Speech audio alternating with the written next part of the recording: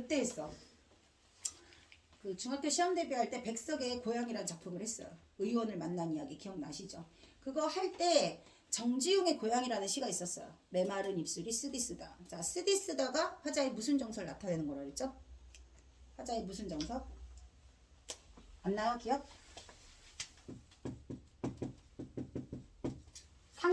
상실감. 그래서 향수가 교과서에 수록되어 있기 때문에 정지용의 향수는 정지용의 고향과 늘 항상 세트로 나옵니다. 향수, 고향에 대한 그리움이란 뜻이야.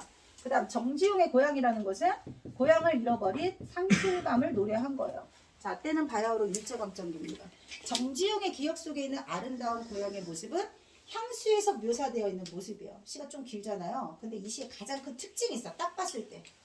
향수에서 가장 큰 특징 뭘까요? 시를 딱 봤을 때 느껴지는 특징을 말해보세요. 한눈에 보여지는 거. 그곳이 차마 꿈엔들 이칠이야 라고 후렴구가 계속 반복되고 있어요. 그곳이 차마 꿈엔들 이칠이야. 표현과 말해보세요. 그곳이 차마 꿈엔들 이칠이야. 서리법. 절대 잊을 수 없다. 이거 시험에 연계돼서 맨날 나온다고 선생님 엄청 강조했었죠. 시험에 나왔습니다. 그리고 연계 작품이 계속 나올 건데 후렴구가 반복되면서 주제를 강조하고 있는 특이한 케이스예요. 보통 후렴구는 주제가 없고 어떤 음악적 가락을 위해서 공책을 안 가져왔더니 신호만 진짜. 이거 신입생이냐? 어머님께 보내야겠군. 자, 그래서 그곳을 차마 잊을 수 없다라는 것을 직설적으로 말하지 않고 의문형을 통해서 그리고 각 연마다 반복해서 의미를 강조할 수 있어. 절대 잊을 수 없다. 근데 잊을 수 없는 그 고향의 모습이 아름다운 자연 풍경일 수 있어요. 넓은 벌판이 있어. 시냇물이 흐르고 있어. 거기에 뭐가 있어요? 얼룩배기 황소도 있어요. 요건 자연이야. 그리고 그곳에 집 안으로 들어가 보면 하루 종일 고단하게 일을 하시고 저녁 무렵이 되면 초저녁 무렵에 졸고 계신 아버지가 있어요. 그리고 늘 항상 살철 발벗고 농사짓는 아내도 있고 누이도 있고 그리워하는 대상이 가족일 수도 있고 고향의 정경일 수도 있고 그리고 나는 어린 시절 늘 꿈 많은 유년 시절에 저 높은 하늘을 향해 화살을 쏘고 그 화살을 찾으러 다녔다고 했어요. 그건 뭐냐면 고향에서 지냈던 나의 어린 시절은 꿈이 많았습니다. 내가 아직 살아보지 않은 인생에서 뭐가 될지 막 꿈을 꾸잖아. 니네도 지금 이곳이 너희들에게 나중에 그리워하는 고향이 될 거 아니에요. 이곳을 떠날지 안 떠날지는 모르겠지만 먼 훗날 너희들의 유년 시절을 생각하면 참 유년 시절에는 꿈이 많았어. 그래서 꿈을 찾아 막 여기저기 다니는 그런 모습들이 나의 고향의 한편의 기억에 있는 겁니다. 그리고 늘 항상 풍족하지 않았어. 가난했어. 그래서 흐릿한 불빛 아래서 가족들이 모여서 두런두런 이야기를 나누는 장면도 눈을 감으면 아련한 기억 속에 떠오르는 거야. 이런 고향이 어떻게 잊혀지겠냐. 너무 아름답고 평화롭고 행복했던 거야. 근데 그 고향이 지금 사라졌어요. 언제라고? 일제강점기라고 했어. 일제강점기의 고향은 어떻게 됐다 그랬죠? 완전히 일제의 수탈과 억압으로 내 기억 속에 있는 고향의 모습이 이제 다 흔적도 없이 사라지고 고향에 머물렀던 사람들은 다 이제 어떻게 됐죠? 여기저기 일자리를 찾아서 유랑민으로 전락해버리게 됩니다. 그래서 화자도 멀리 여기저기 떠돌다가 고향에 돌아와 봤어. 근데 여전히 변함없는 게 고향에 있다 그랬는데 기억 더듬어 보세요. 자연.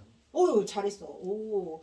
자연은 여전히 변함없습니다. 흰장 꽃은 나를 반겨주고 뻐꾸기도 있고 산새도 있고. 그런데 내가 기억하고 있는 이 고향의 모습은 사라졌기 때문에 뭐라고 표현했다고요? 메마른 입술이 쓰디쓰다 이렇게 표현을 한 거란 말이에요. 그러니까 이 고향을 짓고 이 고향을 지었겠죠. 그쵸? 아니면 내가 너무 그토록 잊을 수 없는 그 고향의 모습이 아직도 내 기억 속에는 이렇게도 선명한데 다시 그 고향의 모습을 찾았으면 좋겠다. 한국인이 가장 좋아하는 대중가요 탑 100에 들어있는 노래입니다. 니네는 아니겠지만 열린음악회 이런 데에 나오면 어르신들 맨날 눈물 짓고 하는 그런 노래예요. 자, 요게 이제 중심 내용이고요. 이 시에서 공감각적 생사항이 쓰인 부분이 있어요. 감각의 전이를 찾을 겁니다. 금빛 게으른 울음의 감각의 전이를 말해보세요.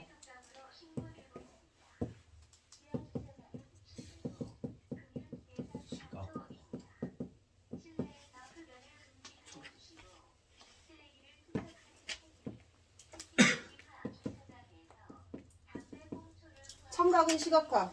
밤 바람 소리가 말을 달리는 것처럼 막 불고 있습니다. 그 다음 나비효리의 새파란 초생달이 시리다 말해보세요. 감각의 전이 말해보세요. 족감의 시각화. 너처럼 그렇게 오답을 딱 말할 줄 알았어. 그쵸.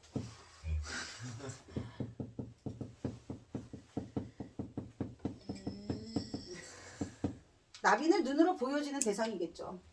자, 나비 허리에 초생딸이 있는데 그 초생딸이 시리게 느껴지는 거예요. 시각이 촉각적으로 느껴지는 거. 자, 이 시에 대한 간략한 설명을 하면 나비가 바다를 여행하고 돌아왔어요. 근데 나비는 사실 바다를 가려고 했던 게 아니야. 무밭 알죠? 초록색이 막 이렇게 펼쳐져 있는 무밭인 줄 알고 바다를 갔던 거야. 근데 바다는 나비 날개에 바닷물이 튀기면 어떻게 되는 줄 알아? 절어요. 소금기가 있기 때문에. 그래서 그 바다에 갔다가 날개가 절어서 지쳐서 돌아온 나비의 모습이야. 시의 내용이. 그래서 나비의 허리에 초생딸이 쫙 내리비치고 있는데 시련을 겪고 여행을 갔다 온 나비의 모습이 너무 춥고 시리게 느껴진다 이런 뜻이야. 시각이 촉각화예요. 그럼 이건 뭐예요? 청각의 시각화. 이렇게 공감각적 심상 감각의 전이를 찾아라. 감각의 전이를 잘 찾으려면 뭐부터 찾아야 된다 그랬지? 표현 대상부터 찾으라고 했습니다. 이 19절에서 표현 대상이 뭔가 휘파람인가 초생딸인가 이런 식으로 표현 대상이 반드시 하나예요. 하나인데 그 하나의 표현 대상이 시각일 수도 있고 청각일 수도 있고 미각일 수도 있어. 하나의 심상으로 표현하지 않고 다른 심상으로 바꿨다. 이게 공감각적 심상이다. 복합적 심상하고 구별해야 된다고 했습니다. 자, 책을 보세요. 1년 보세요. 1년. 자, 넓은 벌 동쪽 끝으로 예미하게 지줄대는 줄 치세요. 자, 지줄대는 건 조잘조잘 떠드는 모습이라고 생각하시면 돼요. 실개천 동그라미 치세요. 실개천이 지줄대고 있다고 했으니까 무슨 법? 의인법. 거기다가 실개천이 흘러가는 소리니까 청각적 심상도 있습니다. 청각, 의인법. 얼룩배기 황소가 해설피 금빛 게으른 울음을 우는 곳. 자, 금빛 게으른 울음 뭐라고요? 청각의 시각화. 그것이 차마 꿈엔들 이치리야. 후렴구 반복, 운율 형성, 의미 강조. 후렴구를 각 절마다 반복하기 때문에 절의 경계를 표시해 주기도 합니다. 자, 1, 2, 3, 4, 5, 6년이 서로 연관성이 있을까요? 없을까요? 연관성이 있을까요? 없을까요? 있어요. 내용상 연관성이 있을까요? 없을까요? 잘 생각하고 들어요. 각각 연관성은 없어요. 전체적인 주제, 고향에 대한 그리움을 떠올릴 수 있을 만한 것들을 소재를 열거해 놓은 건데 1년에서 말한 게 2년하고 연결되는 고리는 아니야.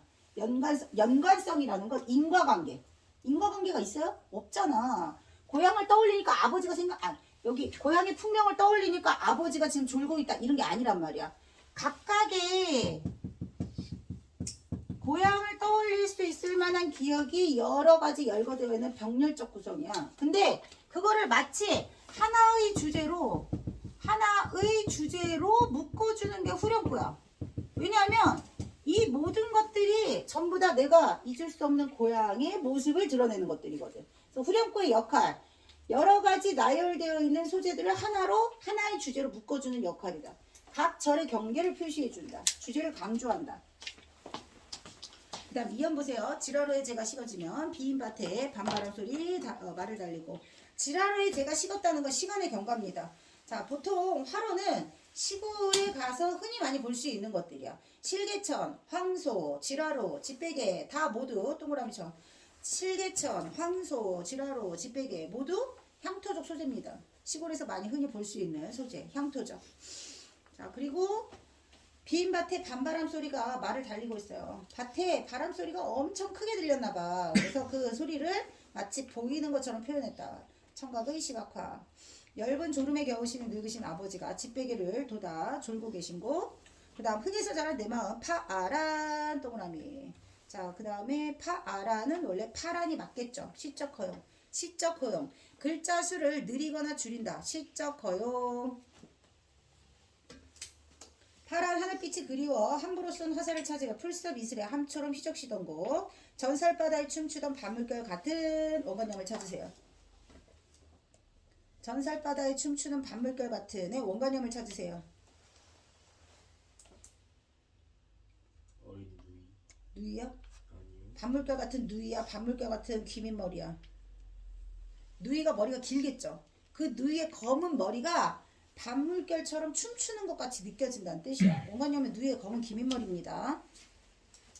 어린 누이 아무렇지도 않고 예쁠 것도 없는 사찰 발벗은 아내가, 아내는 왜 사찰 발벗고 있다고?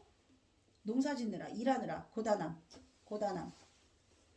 아버지도 고단한 농촌 생활에 저녁 무렵이 되면 졸고 계셔. 자, 사찰 발벗은 아내가 따가운 햇살 등에 지고 이삭 줍던 거, 따가운 햇살, 촉각. 하늘에는 성금별, 자, 시간의 경과, 성금별 동그라미, 알 수도 없는 모래성으로 발을 옮기고, 화살표. 자, 별들이 듬성듬성 하나둘씩 뜨고 있을 무렵이면 그 별들이 떴다는 건 이제 시간이 새벽이 됐다는 뜻이야.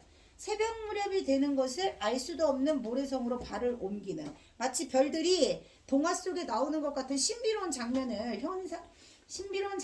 보여주는 것 같은 효과를 가지고 있는 겁니다. 옆에 적으세요. 동화적, 신비함. 자, 서리 까마귀 우지짓고 청각, 지나가는 초라한 지붕. 자, 초라한 지붕, 세모, 흐릿한 불빛, 세모. 나의 고향에서 우리 가족은 가난했습니다. 고단하고 가난했지만 포인트는 이거야. 도란도란 모여서 이야기꽃을 피워내는 행복했던 곳. 자, 단란하고 행복한, 저거 단란하고 행복한. 가난했지만 단란하고 행복했다. 그래서 그곳을 잊을 수가 없다. 밑에 보시면 천재박, 동아출판사, 비상 출제되어 있다고 나와 있잖아요. 엄청 중요한 시입니다. 시 문제를 출제할 만한 요소들을 너무 많이 가지고 있는 대표적인 작품입니다. 자, 1번, 5번입니다. 연관성 없어요. 아까 얘기했던 거 유기적 연관성이 없고 어떻게? 병렬적으로 나열되어 있다. 근데 그 병렬적으로 나열되어 있는 각각의 연을 묶어주는 게 뭐라고요? 후, 렴, 구. 어떻게 묶어줘? 그 각각이 모두 뭘 향해 가고 있어? 내가 영원히 잊을 수 없는 내 기억 속에 있는 고향의 모습이라고. 그 다음 2번, 3번입니다. 자, 1번은 후각 아니고 시각이겠죠. 2번은 촉각 아니고 시각. 그 다음 4번은 청각 아니고, 대답해. 청각 아니고, 대답해 보세요. 이삭 줍는 모습이라고 보시면 안 되고, 왼쪽의 시에서 이삭 줍는 아내의 모습을 뭐라고 표현했어? 따가운 햇살을 등에 지고. 시각이 아니고 촉각입니다. 촉각. 위에 건 줄 알았어요. 고단한 동그라미죠. 아니, 잘 봐. 4번에 이삭을 줍는 모습을 무엇을 활용해서 고단한 농촌이야. 고단함이 들어갔잖아. 그 따가운 햇살 아래에서 늘 항상 이삭을 줍고 있었다니까. 알았지? 촉각이야. 네. 그 다음 빽빽하게, 듬성듬성하게. 성분별은 듬성듬성. 빽빽 아니야. 하나둘 별들이 떠오를 때. 자, 이번 문제가 쉬운 문제라고 생각하시면 안 됩니다. 오답이 높을 수 있는 문제야. 모든 요소를 다 찾아야 된다. 그 다음 3번, 2번입니다. 절제 아니고요. 계속해서 주제를 강조하고 있다. 그 다음 오른쪽, 슬픔이 기쁨에게. 자, 이 시도 미래인 출판사 첫 번째 1단원에 나와 있는 시입니다. 이 시는요.